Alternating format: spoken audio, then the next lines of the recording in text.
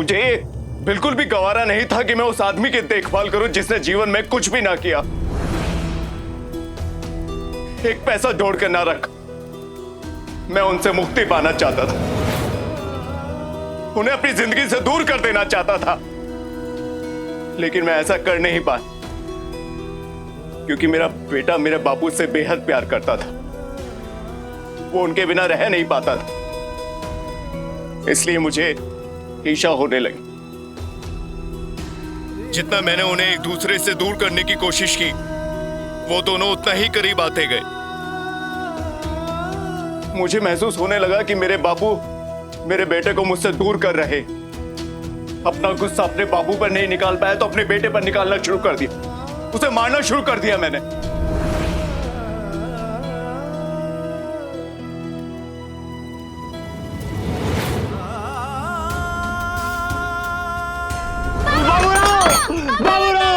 मत मारो मेरे पोते को, मारो कोना मारा बाबूराव, मत मारो मेरे पोते को,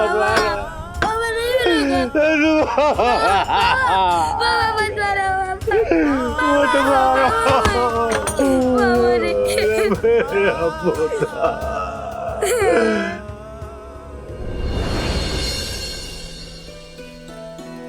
जानते हैं हम, आपके बुरे व्यवहार से तंग आकर आपके पिता और पुत्र ने आपके बिना रहने का, आपसे दूर रहने का, आपको छोड़कर चले जाने का फैसला किया।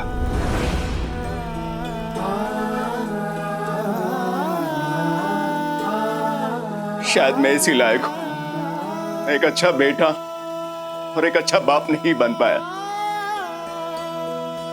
मैं बहुत बुरा हूं साई, बहुत बुरा। अब मुझे एहसास होने लगा है कि अपने प्रियजनों से अलग होकर कैसा लगता है, कितनी तकलीफ होती है। मैंने बहुत बुरा किया साई, बहुत बुरा।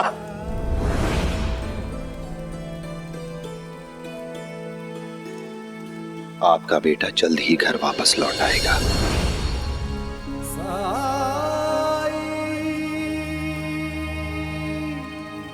और मेरे बापू नहीं आएंगे?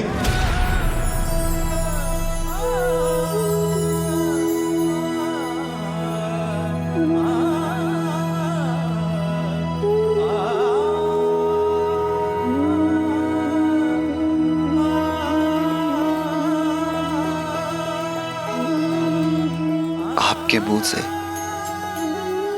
यही सवाल सुनना चाहता था मैं।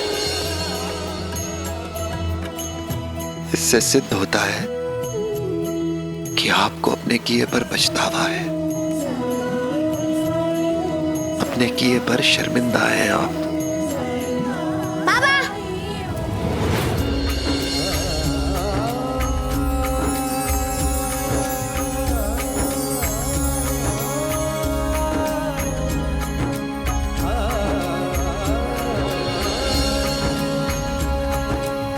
बाबूजी, बाबूजी,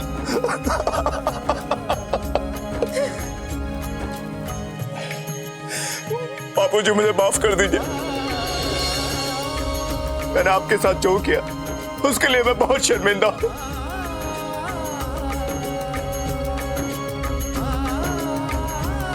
तुम्हें अपनी गलती का एहसास हो गया? बस यही मेरे लिए।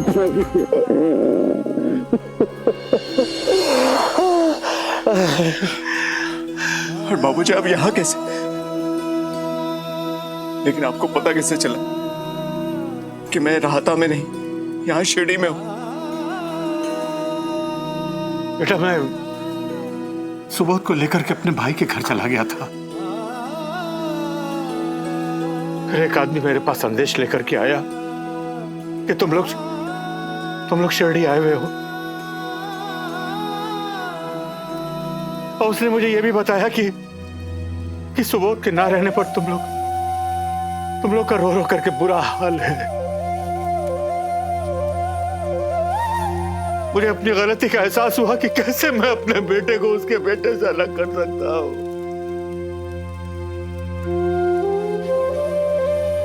सुबोध मेरे पास नहीं होता तो कितनी पीड़ा होती है मुझे। पर तुम लोग तो उसके माता पिता हो। जब मुझे संदेश मिला तो मैं तुम लोगों से मिलने फौरन शिरडी आ गया। संदेश?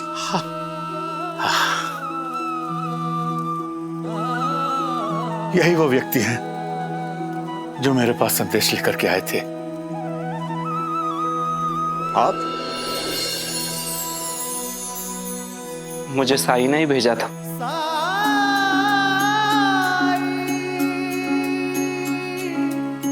जब जीवन में दुख का अंधियारा छाए, मन में सदा श्रद्धा की जोत जलाए, विश्वास मन का तुझको पार लगाए, भक्ति भावना श्रद्धा से जो शीश झुकाए।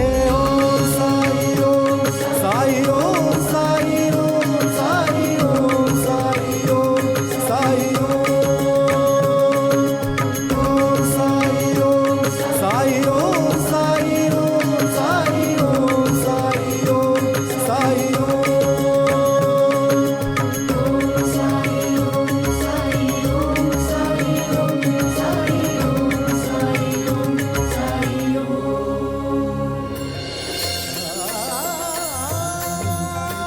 मुझे समझ में आया लोग आप पर इतना भरोसा क्यों करते, क्योंकि आप सबकी मदद जो करते। लोग सच ही कहते हैं, आपके दर से कोई खाली हाथ नहीं लौटता। मैंने कुछ नहीं किया है बाबूराव, उस मालिक ने तुम्हें दूसरा मौका दिया है, इसे व्यर्थ मत जाने देना। अपने परिवार के साथ, अपने प्रियजनों के साथ हमेशा प्रेम, हमेशा सद्भावना के साथ रहना। जी साई, मैं आपसे वादा करता हूं, मैं एक अच्छा बेटा और एक अच्छा बाप बनकर दिखाऊंगा।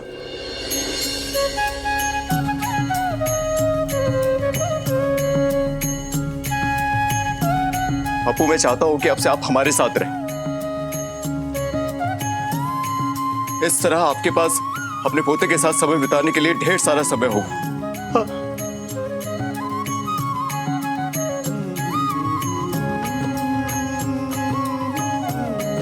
सुबोध, मेरा बच्चा,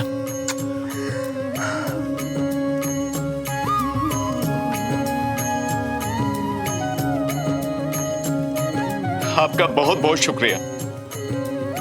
आपकी कृपा से हमारा परिवार एक हो गया।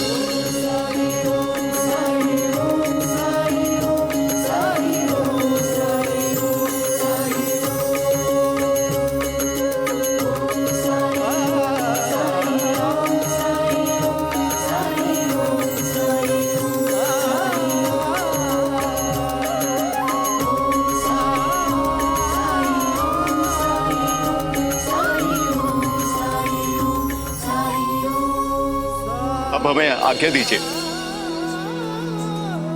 राम जी भला करें।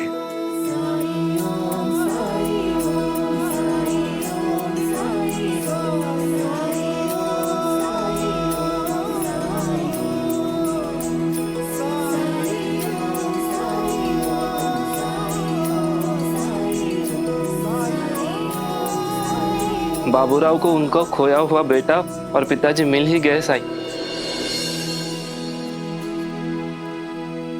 हाँ भीवा,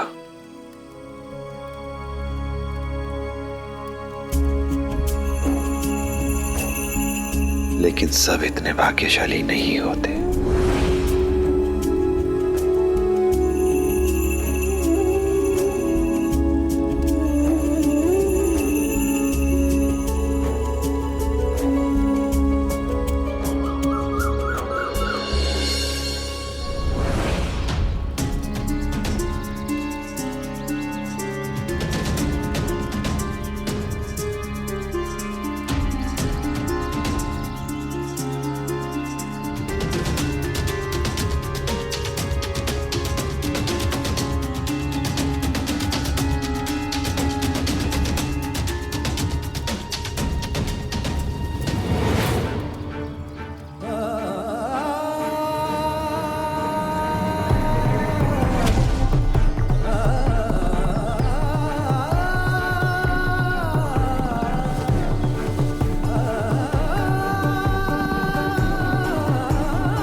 साई,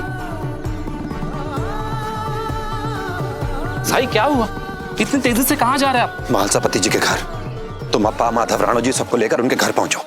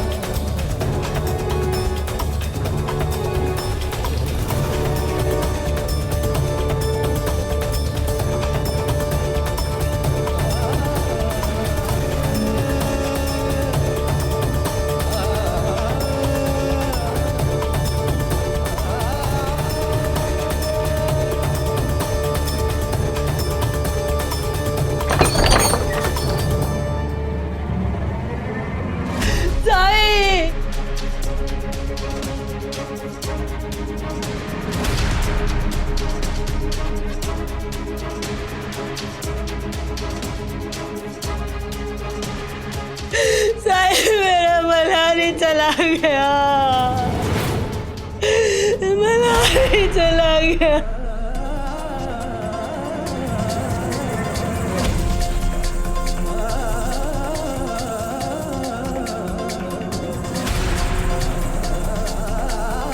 साई, अनर्थ हो गया साई, अनर्थ हो गया। भगवान ने हमारे मल्हारी को हमसे छीन लिया साई। हमारा मल्हारी हमें सदा के लिए छोड़ के चला गया साई।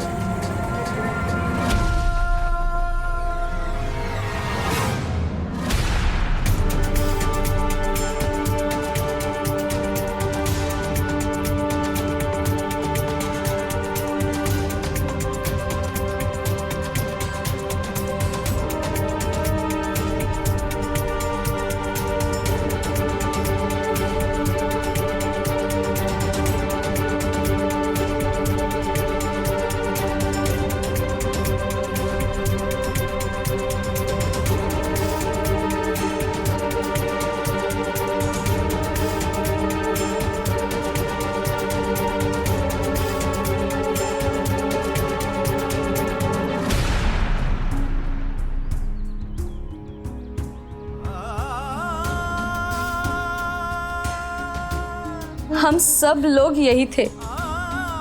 इतनी बड़ी घटना घट गई फिर भी हम में से किसी को भी पता नहीं चला।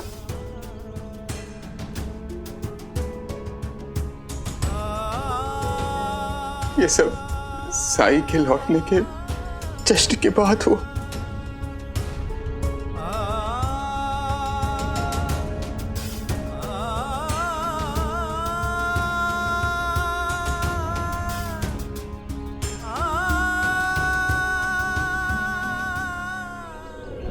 पार्वती, पार्वती, पार्वती, साई लौटा है, मेरी तपस्या सफल हुई।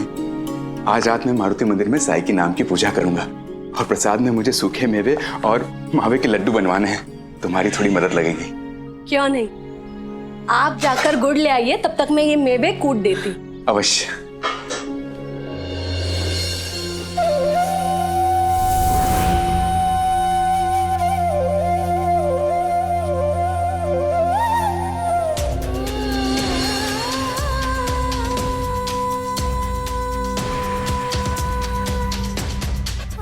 फिर हम लोग पूजा करने चले गए, लेकिन मुझसे बहुत बड़ी गलती हो गई, बहुत बड़ी गलती हो गई। प्रसाद बनने के बाद कुछ मेवे बच गए थे, जिन्हें मैं अंदर रखना भूल गई। मल्हारी को प्यास लगी थी तो उसने मुझसे कहा कि वो घर से पानी पीकर आ रहा है।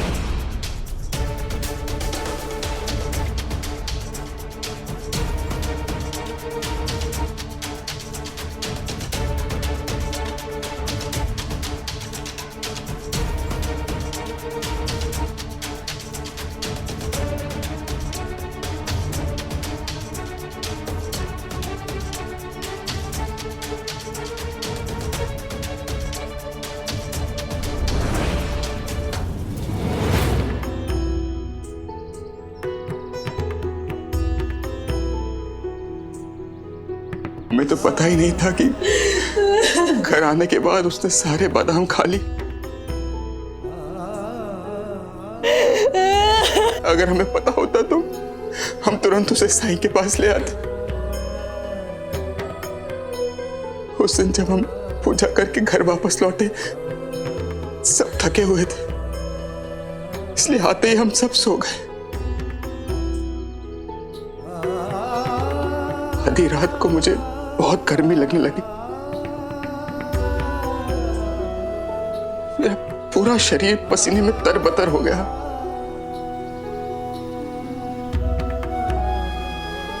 मेरी आंखें खुल गई और मैं खिड़की खोलने के लिए आगे बढ़ा।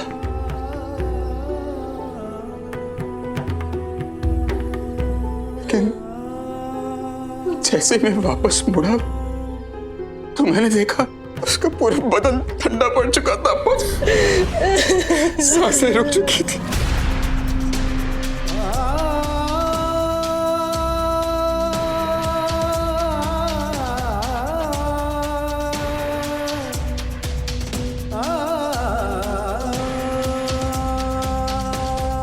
वो नींद में ही निद्रा को प्राप्त हो गया था।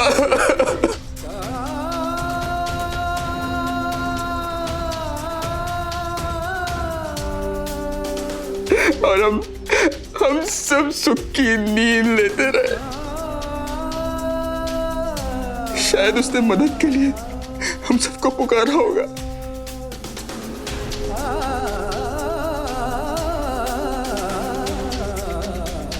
शायद वो तलब कर हमें पुकार रहा होगा, लेकिन हमारी आंखें नहीं खुली।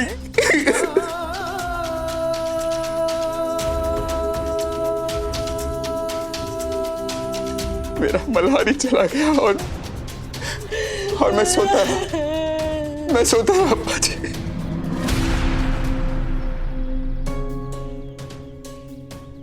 पता नहीं मेरा बच्चा कितनी तकलीफ में होगा, कितना तड़पा होगा वो,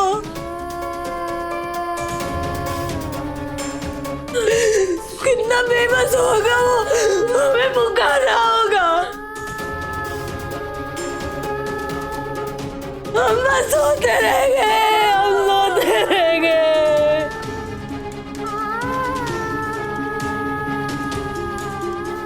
उसकी मदद नहीं कर पाए। आलसापति जी, आपने इतना सब कुछ अकेले क्यों किया? आप हम में से किसी को भी बता सकते थे।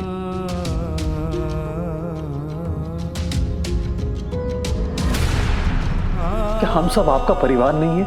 हम खुद सदमे में थे अप्पा जी, हमें कुछ सूझ ही नहीं रहा था। और वैसे भी मल्हारी तो चला गया था।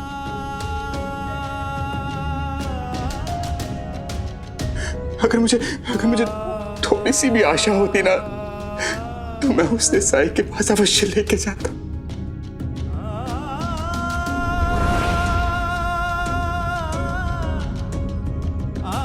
और फिर इसीलिए हमने रात को ही उसका अंतिम संस्कार कर दिया और उसके अस्थि विसर्जन के लिए चले गए।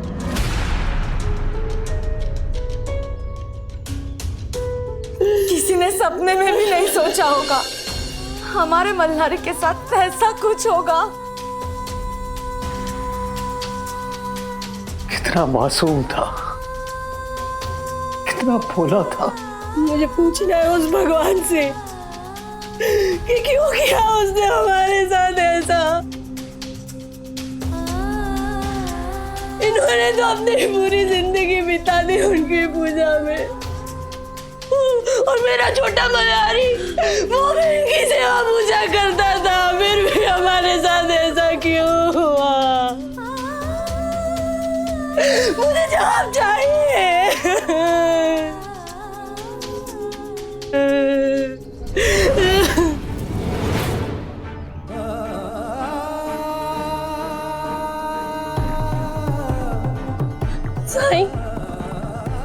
साईं, आप तो ज्ञानी हो ना, आपके पास तो हर प्रश्न का उत्तर। तो बताइए ना मुझे कि मेरे मल्हारी को मौत क्यों आई?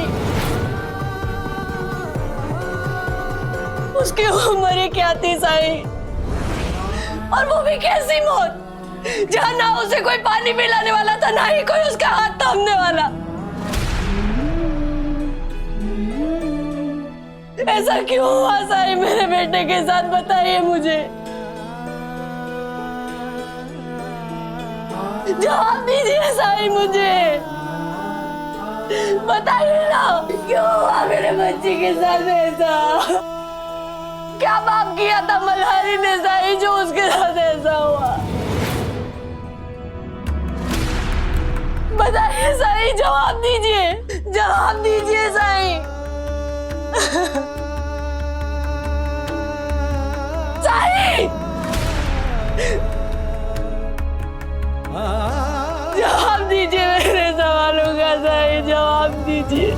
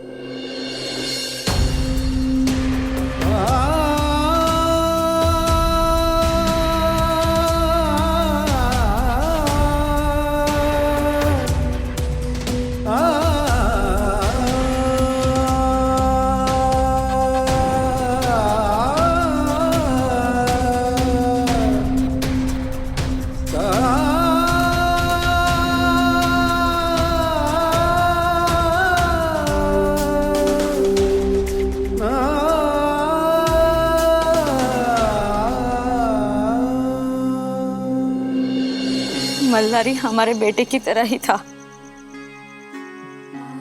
हमें भी उतना ही दुख है जितना कि आपको। वही नहीं, कभी भी कुछ भी जरूरत पड़े तो हमें बेझिझक कहिएगा। दिल का बोझ हल्का करना हो, कुछ बात करनी हो तो हम सब किसी भी वक्त आ जाएंगे। आपको न दिन देखने की जरूरत है न रात। हम सब आपके साथ हैं हर समय।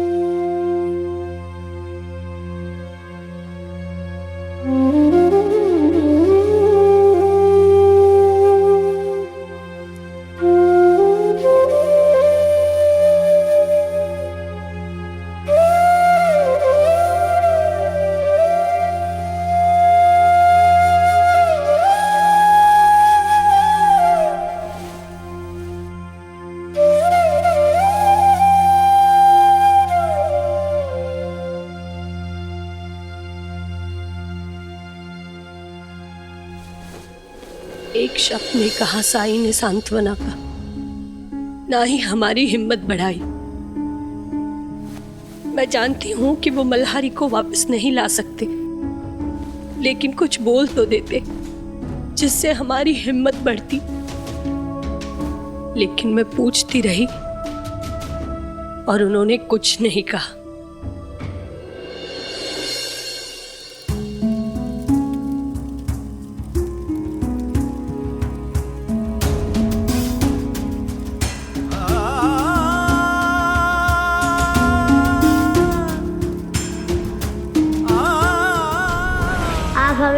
खाने के लिए अलग अलग चीजें देते हैं ना, आज मैं आपके लिए भिक्षा लाया हूँ।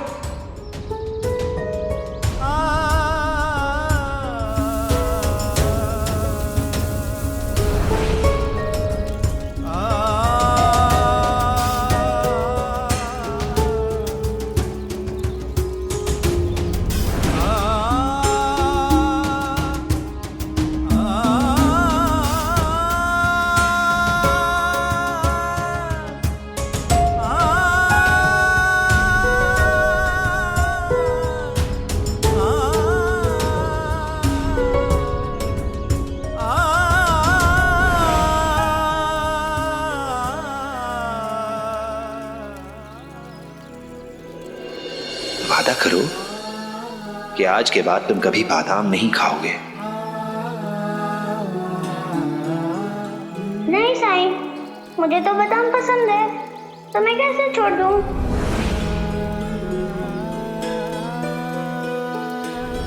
आज से जब तक तुम पूरी तरह स्वस्थ नहीं हो जाते और तुम्हें बादाम खाने की अनुमति नहीं मिल जाती, मैं भी अब बादाम नहीं खाऊंगा।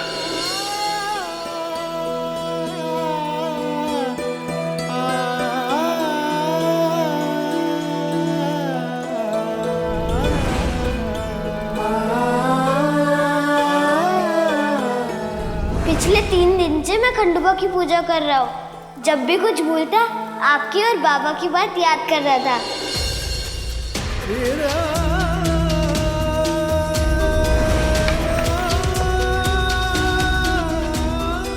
साईं,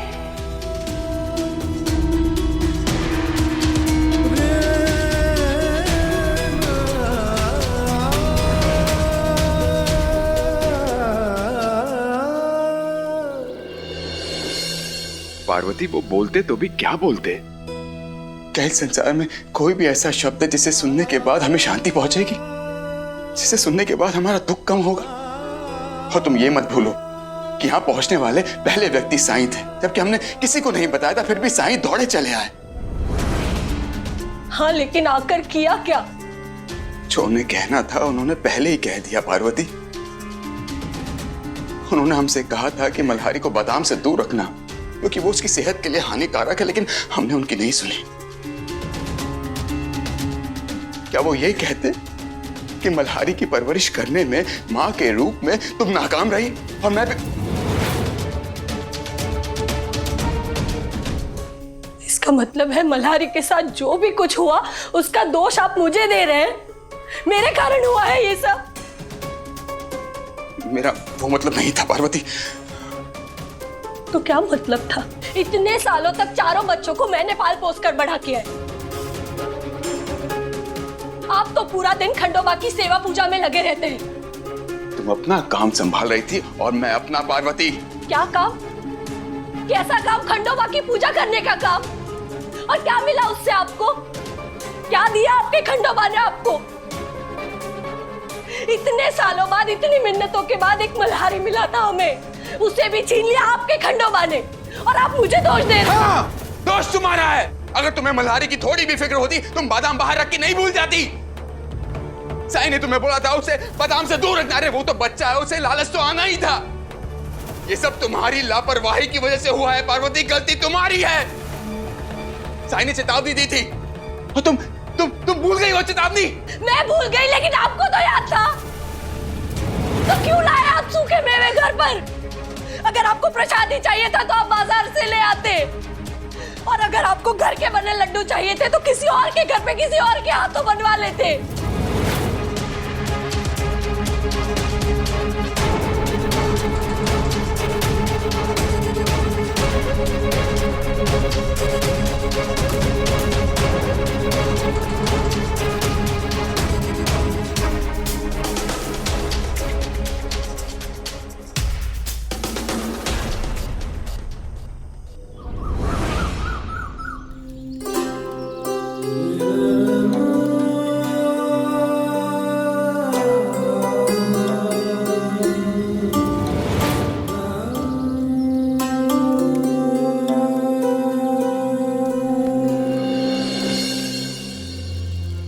साईं आए बाबा एक दूसरे से लड़ रहे हैं। झगड़ा कर रहे हैं। साईं, मैं आपको परेशान नहीं करना चाहती हूँ, लेकिन सिर्फ एक आप ही हैं जिनसे मैं ये सब कह सकती हूँ।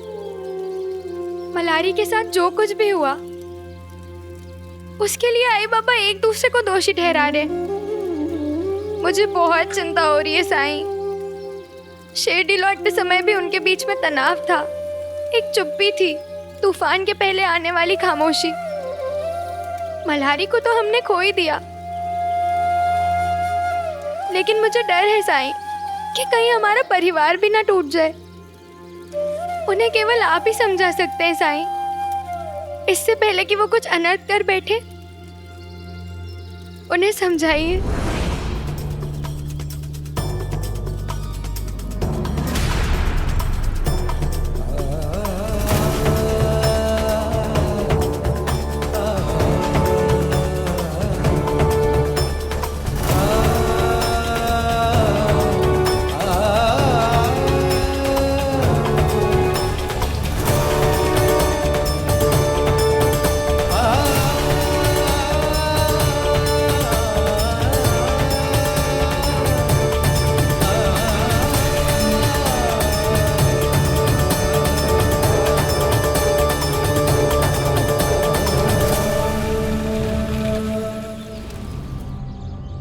कुछ करने के लिए बचा होता तो कुछ करते ना सरकार। मल्हारी तो बीती रात ही चल बसा, इसलिए वो मालसापति ने उसका अंतिम संस्कार करना ही उचित समझा।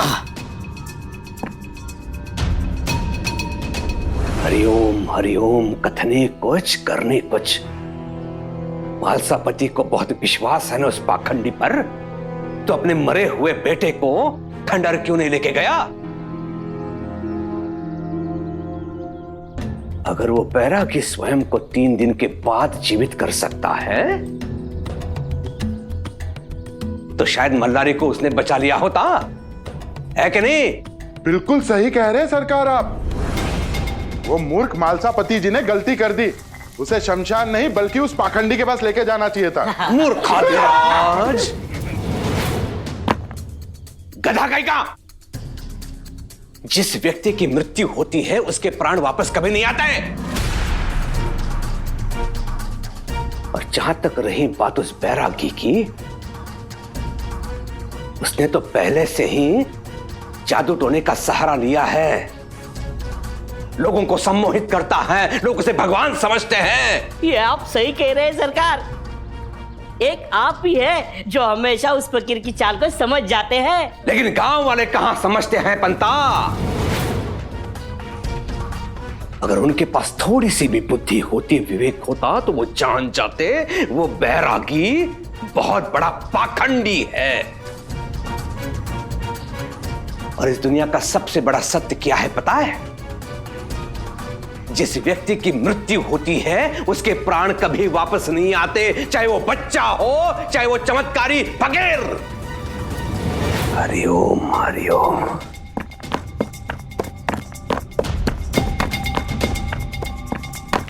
क्या मुंह ताक रहे हो? जाओ यहां से।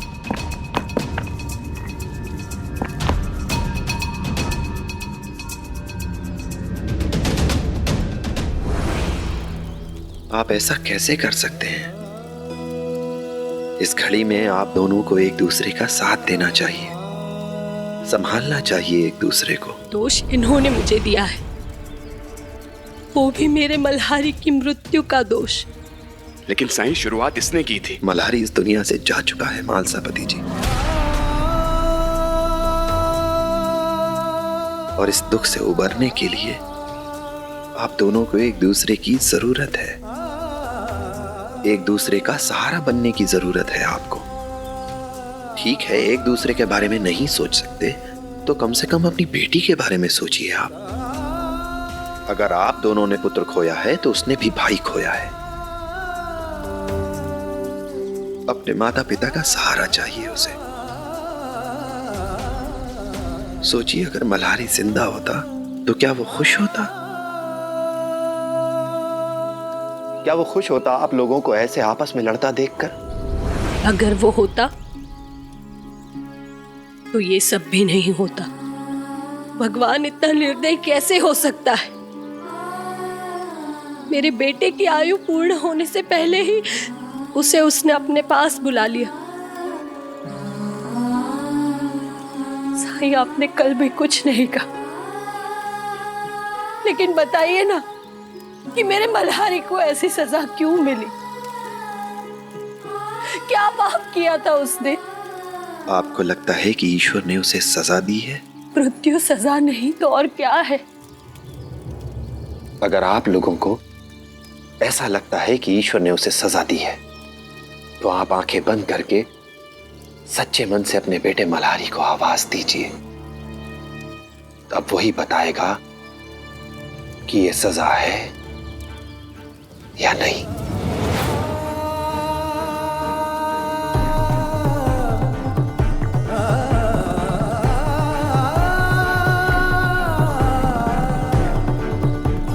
मल्हारी, मल्हारी, मल्हारी,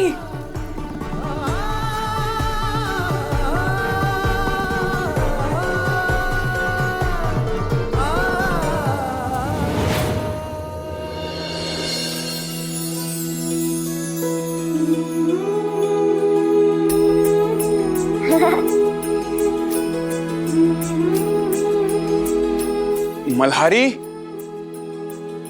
मल्हारी। आई बाबा। मल्हारी, मल्हारी,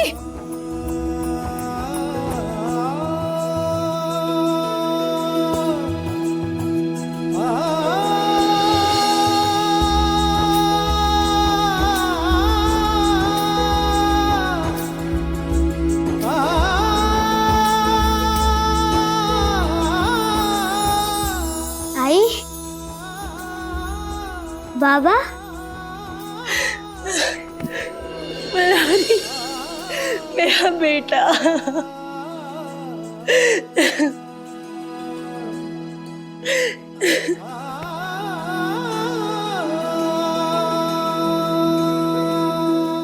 मुझे तो बिल्कुल यकीन ही नहीं हो रहा कि मैं तुझे छू पा रही हूँ। तू ठीक तो है ना? हाँ, मैं ठीक हूँ आई, मुझे कोई दुख नहीं है। लेकिन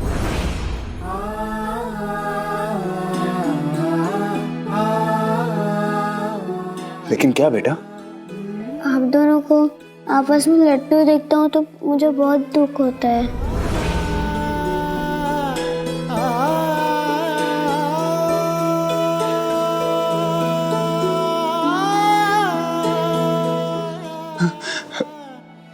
नहीं बेटा, हम वादा करते हैं आपसे लड़ेंगे झगड़ेंगे बिल्कुल भी नहीं।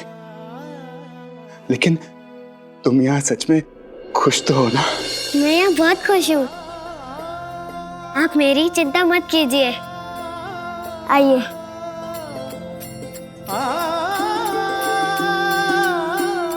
ये देखिए, मैं यहाँ बादाम भी खा सकता हूँ।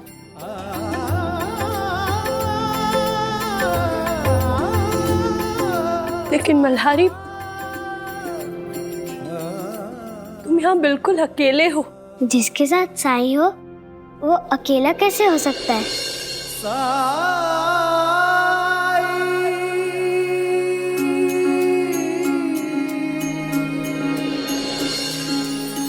जब जीवन में दुख का अंधियारा छाए, मन में सदा श्रद्धा की जोत जलाए, विश्वास मन का तुझको पार लगाए, भक्ति भावना श्रद्धा से जो शीश झुकाए। ओम साई, ओम साई, ओम साई, ओम साई, ओम साई, ओम साई,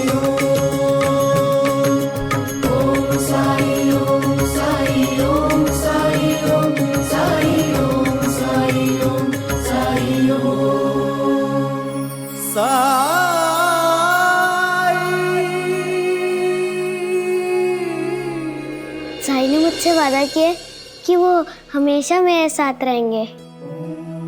और जानते हैं बाबा, मैं आपको यहाँ से कभी भी देख सकता हूँ।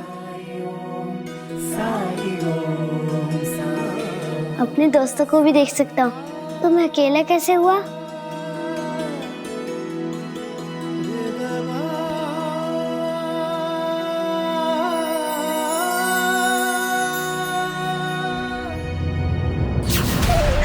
मल्हारी मल्हारी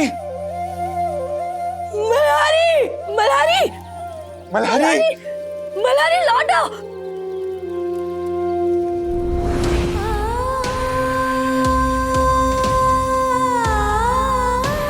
साईं साईं बस एक बार आखिरी बार मल्हारी से मिलने दीजिए।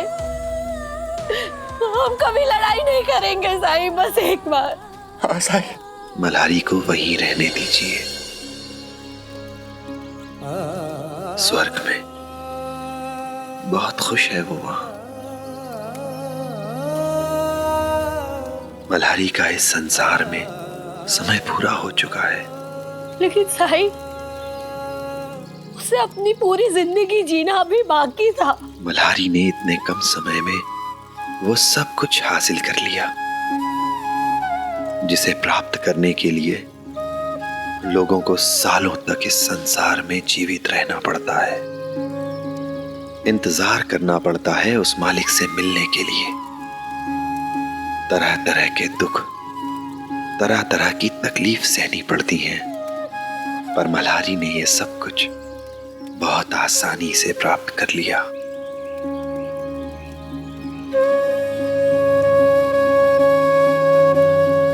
और इस संसार से विदा ली। साईं, मैं कुछ समझी नहीं। हर इंसान का जन्म किसी उद्देश्य की पूर्ति के लिए होता है, और मल्हारी ने अपने उद्देश्य को, अपने लक्ष्य को प्राप्त कर लिया था। उसके जीवन में बहुत शांति थी, बहुत सुकून था। जब शनि मंदिर की स्थापना हुई थी तो उसने क्या कहा था? अगर आप लोग फैसला नहीं ले पा रहे तो स्थापना मैं ही कर देता हूँ।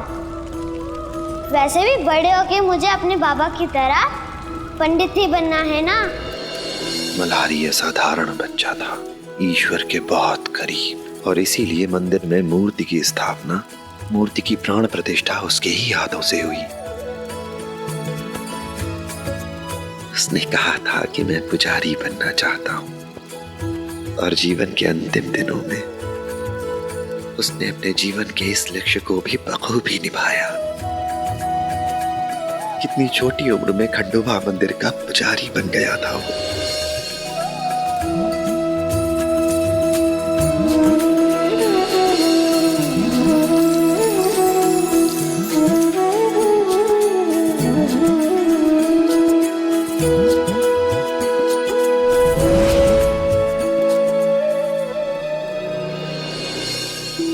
मल्हारी अपने परिवार, अपने दोस्तों से बहुत प्रेम करता था, बहुत लगाव था उसे, और बदले में उसे भी वो प्रेम, वो लगाव मिलता था। अपने जीवन से बहुत सुखी, बहुत खुश था वो, बहुत संतुष्ट था वो। उसने जो भी चाहा उसे प्राप्त किया,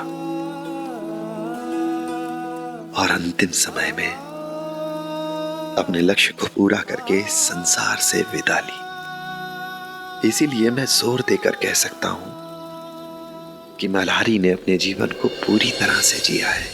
साईं, आपको पता था ना कि मल्हारी की आयु अधिक नहीं है, तभी तो आपने जोर देकर मुझे कहा था कि मैं उसे पूजा की विधि सिखा दूं।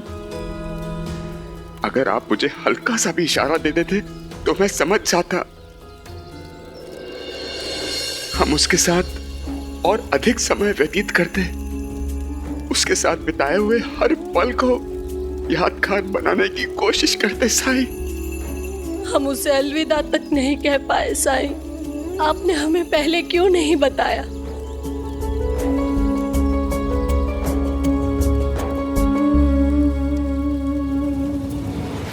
ऐसे और भी मजेदार वीडियो के लिए हमारे चैनल को लाइक, शेयर और सब्सक्राइब करें।